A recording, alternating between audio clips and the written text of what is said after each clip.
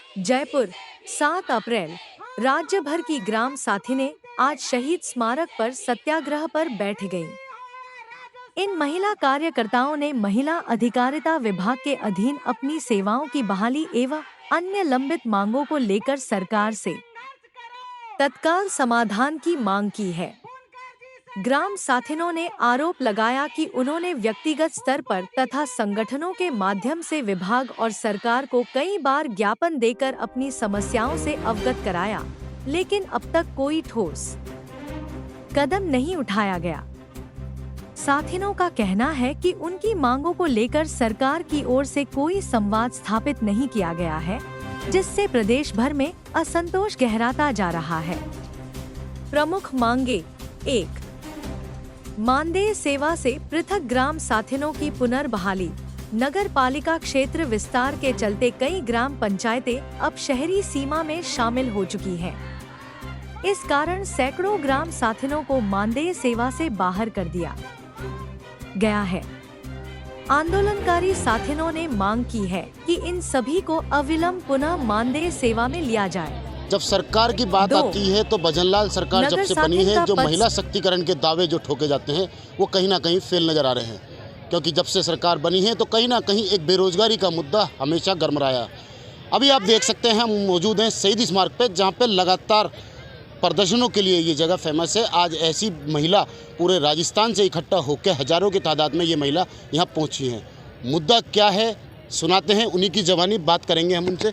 क्या नाम है आपका? पहले का नाम। सर, मेरा नाम सिम्बू देवी है, अलवर जिले से जिला अध्यक्ष हूँ और हम एक पंचायत पोस्ट पे हैं। तो हमारा सबसे बड़ा दुख है यही है कि नगर पालिका क्षेत्र आने से हमारी बहनों को हटा दिया गया है, जबकि उनका कोई दोष नहीं था। हमारी पोस्ट क्या है कि ग्राम पंचायत पे है, तो ग्राम साथीन पोस्ट है, तो उन्होंने कहा कि आपकी पंचायत नगर पालिका में विलय हो रही है, इस वजह से आपको हटाया जा रहा है। तो हम सरकार से ये चाहते हैं कि आप एक तरह तो महिलाओं को रोज़गार देने की बात कर रहे हो और एक तरह से उनका रोज़गार छीन रहे हो। मैं ये कहती हूँ कि भजनलाल सरकार को कि आपकी डबल इंजन की सरकार है। जब महिलाओं को इतने आप रोज़गार मेला देके लगा के उनको आप रोज़गार दे रहे हो, तो हमारी जो बहनें हैं तो उनकी भी कोई बहन बेटी है, कुछ तो लगती होगी। राजस्थान की हमारी बहन बेटियाँ हैं जो, तो मैं कह रही सरकार या तो समझ जाए, नहीं तो हम सब बहनें हैं ना पूरे राजस्थान पे आंदोलन करेंगे और ये आंदोलन उनको बहुत महंगा पड़ेगा। उन्होंने एक मातृशक्ति का अपमान किया है, जो उनको इसका भुगतान भुगतना पड़ेगा और हम पूरे ज़िले में पूरी तहसीलों में एक चक्का जाम कर देंगे। और उनको इस चीज़ को समझना पड़ेगा कि हम नारी जब तक नारी है ना तब तक है, जब चिंगारी बन जाएंगे ना तो किसी को मतलब सत्ता गिराने में हमको टाइम नहीं लगाएगा, क्योंकि हम सरकार बनाना भी जानते हैं तो सरकार गिराना भी जानते हैं। तो सरकार से हमारा यही अनुरोध है कि महिलाओं को आप इतना मान सम्मान दे रहे हो, कौन सा मान सम्मान दे रहे हो? हमारी बहनों को मानदेय मिलता था, वो मानदेय भी इनसे छीन रहे हो आप, तो ये कहाँ का न्याय आ गया? तुरंत प्रभाव से हमारी जो बहनें हट गई है उनको नगर पालिका में या तो नगर पालिका साथिन हिसाब से, इनको वार्ड साथिन के हिसाब से पद नियुक्त करे, या जो भी सरकार नई वैकेंसी निकाल रही है नगर पालिका में नगर निगम में, तो हमारी जो साथिन बहनें हैं उनको तुरंत प्रभाव से वापस। इकट्ठा हुए हैं, क्या आपकी मांगे हैं? आज हम सर ये मांगे लेकर बैठे हैं कि महिला अधिकारिता डिपार्टमेंट के तहत जो ग्राम साथिनें लगी हुई है, जो लगातार मतलब नगर पालिका नगर निगम का विस्तार किया जा रहा है और वहाँ पे कार्यरत मानदेय कर्मी जो ग्राम साथी ने उसको लगातार हटाया जा रहा है, उसकी मांगों को लेके हम यहाँ आज एकत्रित हुए, सत्याग्रह आंदोलन कराए। और हमारी दूसरी मांग ये भी है कि हमें परमानेंट कर दिया जाए। जब तक परमानेंट नहीं किया जाए, जब तक हमारा न्यूनतम मानदेय 21,000 होना चाहिए और जो सुपरवाइजर का कोटा होता है उसमें हमें 50% आरक्षित किया जाए, क्योंकि सरकार एक तरफ तो महिला सशक्तिकरण की बात कर रही, दूसरी तरफ हमारा शोषण कर रही है। ये तो कोई बात नहीं होती। वो सब जो महिला सशक्तिकरण की जो बातें होती है वो सिर्फ कागजी कार्रवाई है। हम बस यही मानते हैं। आप किस पोस्ट पे लगे हुए हैं अभी? हम ग्राम साथी पोस्ट पे लगे हुए हैं। तो पूरे प्रदेश में कितने ग्राम साथी ने होंगे अभी? पूरे प्रदेश में सर 11,000 ग्राम साथी ने है, उसमें से तो हटा दिया गया कुछ एक तो अगर मान लो हटाते हैं तो क्या प्रभाव पड़ेगा परिवार, जैसे क्या मतलब क्या वो, किस तरीके से सर्वाइव कर रहे हैं? वो है सर, बस वेतन है कोई हमारा वेतन सिर्फ 5,844 रुपए है और कुछ ही हमारी ग्राम साथी बहनें हैं जो विधवा है, जिनके घर में कोई कमाने वाला नहीं है, तो वो तो उनके बच्चे प्रभावित हो रहे, वो कहाँ जाएगी कमाने के लिए?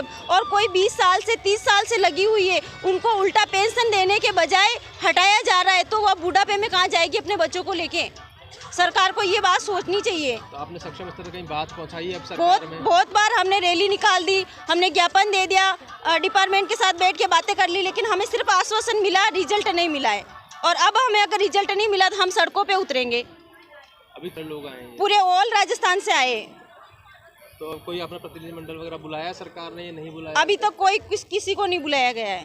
क्या नाम है आपका? मेरा नाम उमराव कुमारी चौहान है, जिला अध्यक्ष अजमेर। राजस्थान में ये 11,000 के आसपास ग्राम साथिन काम कर रही है। इनको अल्प मानदेय पे रखा गया है। अरे वर्षों से काम कर रही थी।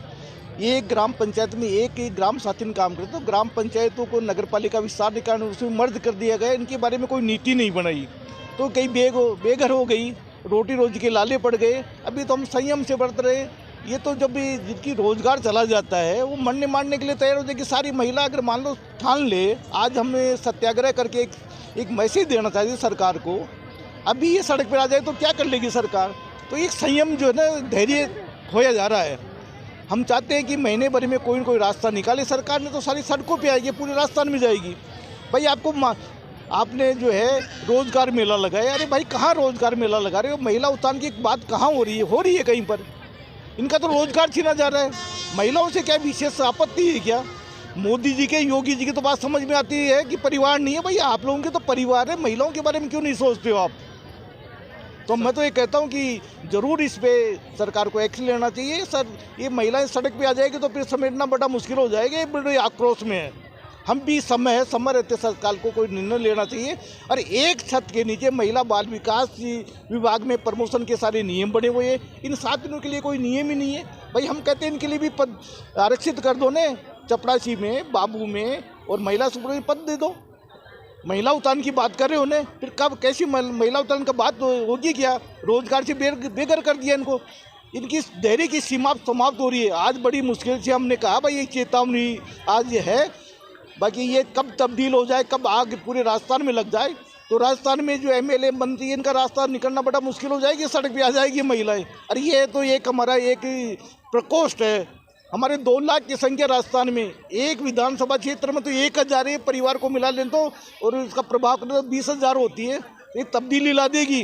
और इनके सड़क पे जो है मंत्रियों का आना बड़ा मुश्किल हो जाएगा। किस पैनल तले आप लोग अभी यहाँ पे? ये अखिल राजस्थान महिला बाल विकास संयुक्त कर्मचारी संघ है। हमारा गैर राजनीतिक संगठन है। बाकी जैसे कांग्रेस का इंटक है और भारतीय मजदूर संघ है, बीजेपी का। हमारा किसी पार्टी से मतलब नहीं है। अगर ये बीजेपी अच्छा काम करे तो हम कोऑपरेट करेंगे। अभी इन्होंने पूरे राज्य में जो है संदेश दिया, साहब हमारा 1 साल पूरा होगा, जश्न मनाया। हमारी इन भीड़ इन्होंने महिलाओं ने की है। अगर मान लो ये कर रहे थे, सारी उठ के खड़ी हो जाते तो व्यवस्था बिगड़ सकती थी। भाई हमने सरकार का साथ दिया, तो सरकार का साथ देने का मतलब नहीं कि महिला कमज़ोर है।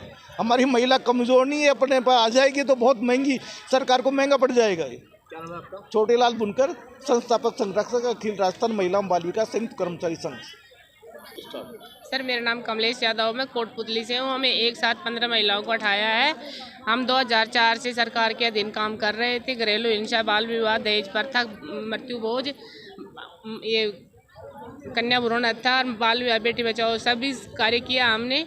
और आज जब हमें मानदेय बढ़ा, हम 500 रुपये में लगे थे। जब अब मानदेय बढ़ा तो हमें हटा दिया 2023 में, बिगर कारण, बिगर नोटिस के। नगर पालिका में कि क्या काम नहीं होते, कि गांव में काम होते हैं, कि यहाँ शहर में काम नहीं होते? काम तो हर जगह पे होते हैं।